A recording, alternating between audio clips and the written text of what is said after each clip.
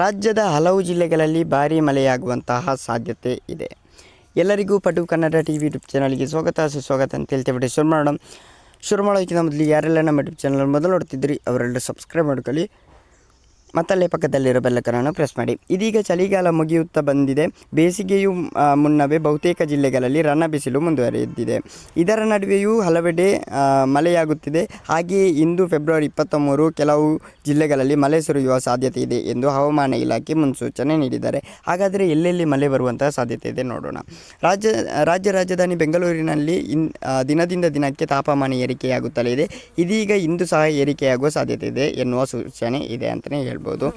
ಚಂಡಮಾರುತ ಪರಿಚಲನೆ ಹಿನ್ನೆಲೆ ರಾಜ್ಯದ ಹಲವೆಡೆ ಮಳೆಯಾಗುವ ಸಾಧ್ಯತೆ ಇದೆ ಎಂದು ಹವಾಮಾನ ಇಲಾಖೆ ಮುನ್ಸೂಚನೆ ನೀಡಿದೆ.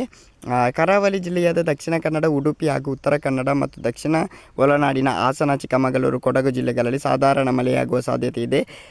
ಉಳಿದ ಜಿಲ್ಲೆಗಳಲ್ಲಿ ಒಣ ಹವೆ ಮುಂದುವರಿಯುವ ಸಾಧ್ಯತೆ ಇದೆ ಎಂದು ಹವಾಮಾನ ಇಲಾಖೆ ತಿಳಿಸಿದೆ ಅಂತಲೇ ಹೇಳ್ಬೋದು.